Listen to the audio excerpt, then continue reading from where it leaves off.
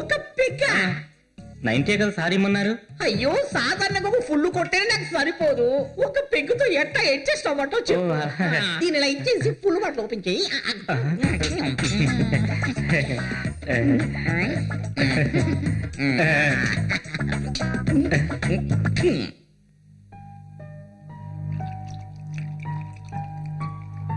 Sir మీకు అదేంటి స్వామి గురువారం తాగనంటావు, ఏంటి దాని ప్రత్యేకత? సారికి గురువు నీచంలో ఉన్నాడేమో. రమేష్ అలాంటిదేమీ లేదు. ఒక్కరోజు వారంలో ఒక్కరోజు వద్దనుకున్నాను. లెక్క సరిపోయింది అన్నా. మీ కూడా పోయినా 90 పోయిందన్నా. ఇదిగో రాజగోపాలు, నువ్వు ఇలా యూనిఫామ్ వేసుకొని రాకయ్యా. ఆ కాకిని చూస్తుంటే నా గుండెల్లో దడపడుతోంది. ఏంటి బాబాయ్, మానస వారపత్రిక సాయంకాలం పత్రికల అధిపతివి నువ్వు. అలాంటిది ఒక పోలీస్ వాడిని చూస్తే నీ గుండె ఎందుకు కొట్టుకుంటోంది పాపం? ఎందుకంటే స్త్రీ హింస కేసులో మీ పోలీసు వాళ్ళు బాబాయ్ని ఇరికించి చాలా నరకయాతన పెట్టారు. టీకే తమ్ముడు, చేర్స్. నువ్వు కృష్ణను కొట్టావంటగా? బయట నిలబడి ఏడు మొహం పెట్టాడు. వాడిని వాయించడం కాదు, మిమ్మల్ని బట్టే ఊరుకున్నాను. లేకపోతే వాడిని మెడపట్టి బయట గెంటేసేవాడిని. బెధవేషాలు వేశాడు వాడు. అది కాదు తమ్ముడు, తిరుపతిలో హోటల్ నడుపుతున్నప్పటి నుండి నేను వాడిని చూస్తున్నాను. నువ్వు వాడిని ఇక్కడ నుండి వెళ్ళగొడితే నాకు చాలా బాధగా ఉంటుందిరా. దిక్కుతోచగా మెంటల్ అయిపోయి ఊరొదిలిపోతాడు వాడు. మంచిగా బతకాలని ఆలోచన వాడుకుంటారు కదా. డేవిడ్ గారు, మీరు ఒకసారి లోపలికి రావాలి. దేనికి? సుబ్బు గారికి మందు ఎక్కువ అయింది. 90కే కాదు, ఫుల్. ఇదిగో ఇక్కడే ఉన్నారు సార్. సన్నాసి పైకి లేవరా, లేవలే. అన్నయ్య వచ్చేసావా? మరి ఇందులో నా తప్పే లేదన్నా. మందేమో ఒరిజినల్ కాదన్నయ్య, డూప్లికేట్ అనుకుంటాను. ఈ మందు తయారు చేసుకుని దొరికితే పీతలో ఎవరు తాగర్రా? సప్లై చేసి యాదవ్ని. ఏమైంది సార్కి? ఓ చేవేనాయుడు, పొందిలో ఎంత బరువు ఉన్నాడో వీడు. తిక్కురు మనకుండా పడుకో. ఇంటికి వెళ్ళక నీ సంగతి చెప్పరా. సార్ ఒక నిమిషం, నేను మీకోసం ఎదురు చూస్తున్నాను. కాలేజీలో సిస్టర్ కి అడ్మిషన్ దొరికింది మీ రికమెండేషన్ వల్లే. ఫీజు కూడా చాలా తక్కువ తీసుకున్నారు మేనేజ్మెంట్. Very good. పాపను అడిగాను చెప్పు. అలాగే సార్.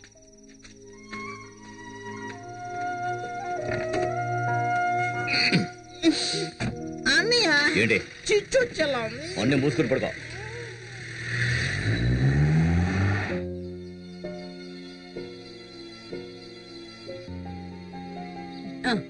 డేవిడ్ బాబు, డేవిడ్ బాబు, టైం ఎంత అవుతుంది? ఏమి నిద్రది? లేచి కాపీ తాగవా? టైము 10 అవుతుంది. అయితే అవనే, నేను లేచి ఉత్తరించేది ఏం లేదు. ఏకంగా లంచ్ రెడీ అయ్యాక లేపు, కనీసం టిఫిన్లను మిగులుతాయి. రే, హోమ్ నుంచి పెద్ద సిస్టర్ చిన్న సిస్టర్ వచ్చి కూర్చొని గంట పైనే అవుతుంది తెలుసా? ఎవరు? మీ నాన్నగారి పెద్దక్క హోమ్ లో ఉంటుందే ఆవిడ. ఓ నాయన, అత్తొచ్చిందా? త్వరగా వెళ్ళు. ఆ సుబ్బుగాడు నీ మీద లేనిపోని చాడీలు చెప్పి నీకు ఫిట్టింగ్ పెడుతున్నాడు.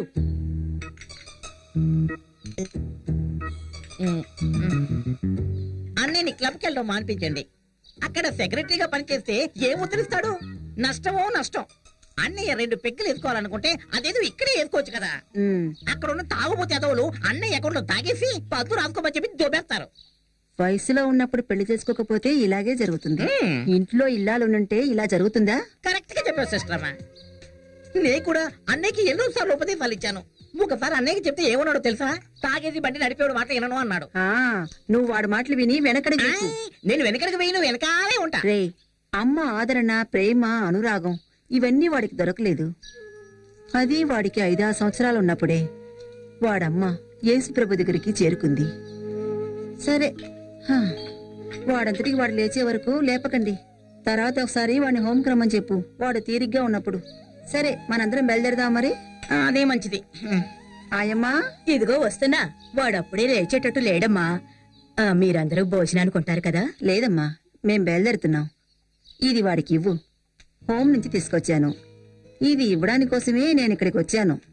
వెళ్ళొస్తాను రా సుబ్బు. అలాగే, అప్పుడప్పుడు వస్తున్నానే. ఒరే సుబ్బు, ఓసారి నాతో రారా. ఏంటి తినడానికి ఏమైనా పెడతావా? ఏరా, వెనకాలే ఉండి వెన్నుపోటు కొట్టడం నీకు వెన్నతో పెట్టిన విద్య కదరా సుబ్బు. లేదు సార్, ఇంకా రాలేదు. నేను అదే విన్నాను. ఉమామహేష్ రిజైన్ చేశారని ఇక్కడ పిల్లలు చెప్పుకుంటున్నారు. సరే, సార్ ఈరోజు ఇక్కడే ఉంటారు, రేపు ఢిల్లీకి వెళ్తున్నారు. సరే. మేడం, శామ్యూల్ వచ్చారు. జీసస్, ఇప్పుడు ఎక్కడున్నాడు? పైన ఫ్రిడ్జ్ లోంచి కుర్రాడు మంచినీళ్ళు తీసుకెళ్తూ ఉంటే నేను చూశాను. చాలా కోపంగా ఉన్నారు. ఎందుకో నాకు అర్థం కాలేదు.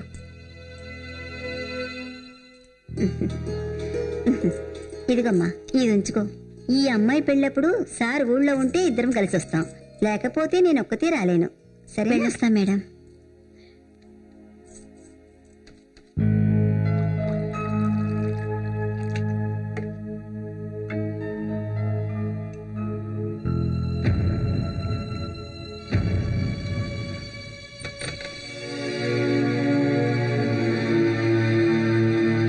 నీకు రాత్రి పగలు తాగడానికి తేడా లేకపోయిందా శ్యామ్? నాకు అటువంటి తేడాలేవి లేవు. నాకు రెండు ఒకటే. నేను ఇలా తాగి ఎప్పుడో చస్తాను. నా పేరు అమ్మా నాన్నల డైరీ నుంచి ఎప్పుడో తొలగించేశారుగా. ఓహో, అందుకే నా ఇంత విచారం. మరి సంతోషపడడానికి ఏముంది బూడిద? ఎంసీ పాల్ పెద్ద కొడుకునైన పేరు తప్ప నా దగ్గర వేరే ఇంకేం మిగలేదు. అన్నీ అనుభవించే కొడుకు ఆ బన్నీగాడే కదా. పార్టీలో ఇప్పుడు పాల్సార్ గారికి కుడిభుజం వాడు, రేపు ఎమ్మెల్యే, తర్వాత మంత్రి. నేనేంటి ఊటీ కాఫీ తోటలో కూలివాడినా? కళ్ళ ముందు కనిపిస్తే చాలు డాడీ కోపం. నాకు నిజం చెప్పు మమ్మీ, మీరు నన్ను కన్నారా, దత్త తీసుకున్నారా? ఇలా పక్షపాతం చూపిస్తున్నారు కనుక అడుగుతున్నాను. నిజం చెప్పమ్మా, నేను నీ కనకొడుకునేనా? కళ్ళు తాగిన కోతిలా నువ్వు నీ ఇష్టం వచ్చినట్టు వాగావంటే పక్షపాతం చూపించావంట. నువ్వు చేసిన చెత్త పనులకు మా కళ్ళల్లో కన్నీళ్లు కూడా కరువైపోయాయిరా. 10 సార్లు డింకీలు కొట్టి 10వ తరగతి పాస్ అయ్యావు. తర్వాత కాలేజీలో చేరిన సంవత్సరంలోనే నీ మీద హత్య కేసు. తాగుబోతూ తిరుగుబోతైన నిన్ను ఎస్టేట్లో పెట్టాం. అక్కడ నువ్వు చేసిన నిర్వాకం ఏంటి? గంజాయి పండించావు. ఆ ప్రభు కృప వల్ల మీ నాన్న రెవెన్యూ మంత్రి అవడంతో నువ్వు బ్రతికిపోయావు. రే, మనిషి నడవడిగా బాగుండాలి, అప్పుడే దేవుడు నిన్ను చల్లగా చూస్తాడు. లేకపోతే బ్రతుకు సర్వనాశనం అయిపోతుంది. అమ్మగారు, కార్ రెడీ. పొరపాటు జరిగిపోయింది. ఏమైంది సార్? నేను ఎప్పుడు చెప్తూ ఉంటాను కదా, ఇంటి నుంచి బయలుదేరేటప్పుడు డిక్కీలో బొకే పెట్టాలని. ఆ బొకే ఉండుంటే రెడ్డింటికి వెళ్ళేటప్పుడు ఒట్టి చేతులతో వెళ్ళి ఉండేవాళ్ళం కాదు. బొకే ఉండుంటే తెలిసే వచ్చామనుకుంటారు కదా వాళ్ళు. అది నిజమే. చనిపోయిన ఇంటికి వెళ్ళేటప్పుడు మన చేతిలో ఒక బొకే ఉండుంటే ఆ ఇన్ఫెక్ట్ అప్లై అయ్యేది కదా. ఓ, తమరెప్పుడు వచ్చారు? చూడు, పదవి చేతిలో లేని టైము, పార్టీలో ప్రాబ్లమ్స్ కూడా ఉన్నాయి. ఈ టైంలో నువ్వు చేసే వెధవ పనులను మేనేజ్ చేయడం నా వల్ల కాదు. ఇక్కడ ఏదైనా అత్యవసరం అయితే, అంటే ఇది గాని నేను గాని పైకి వెళ్ళామని తెలిసాకే అప్పుడు నువ్వు ఈ జిల్లాలో అడుగు పెడితే చాలు.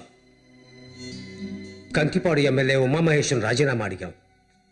అక్కడ జరిగే ఉప ఎన్నికల్లో బన్నీని నిలబెట్టాలని నా ఉద్దేశం.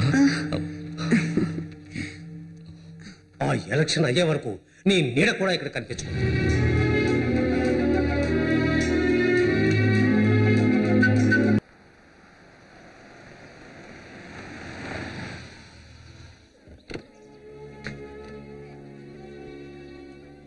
రూమ్ నుంచి అమ్మాయి బయటకొచ్చి దాదాపు 10 రోజులైంది. పిల్లలు ఆమెను తినమని బ్రతిమలాడితే 4 మెతుకులు మాత్రమే తిని రూమ్ కి వెళ్లిపోతుంది. అందుకే నాకు భయం వేసి మీకు ఫోన్ చేసి మిమ్మల్ని రమ్మన్నాను. సూసైడ్ చేసుకున్న అమ్మాయి తన రూమ్మేట్ కదా?